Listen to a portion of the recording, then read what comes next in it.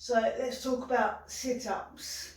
It's a move that a lot of people struggle with to begin with. One of the reasons that they may struggle with it is because people think it's predominantly an abs exercise, and I'll explain to you why that's not strictly true.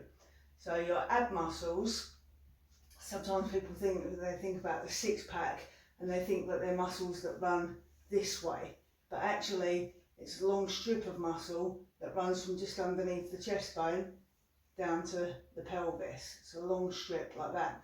When you do your crunch move, you're actually contracting that muscle and reducing the space between your chest and your pelvis, which brings you into a bit of spinal flexion, and we get that little crunch, which is a move most people can do. And then it's getting from there to get up that they struggle with. And that's because we're no longer going to use the ab muscles for that move. We need to use the psoas muscles and some of the muscles in the thigh, which are collectively known as the hip flexors. And they're going to bring in a hip hinge movement that brings us up. So we're reducing the space from the torso to the thighs with the hip hinge. So a good way to build that mind-muscle connection is to do the move in reverse. So if we come from the top position and we keep the torso nice and long, and we just take ourselves backwards, hinging at the hips and bring yourself down. We want to try and get as low down to that floor without flopping. You might find to start with that you can only get to there and then you drop.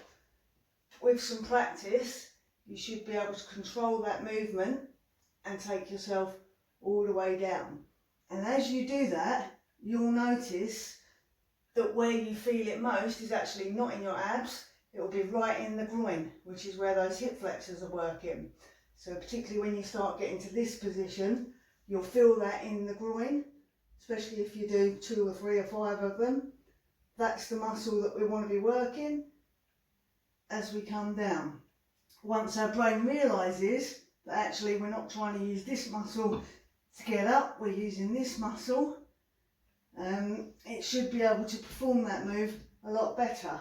So when we try and work the other way, it's that little ab crunch and then hip flexors to bring you into that top position. So practice that, practice doing it in reverse. It will build the mind-muscle connection and it will build the actual strength in those muscles so that eventually you can perform it the other way around just as easily.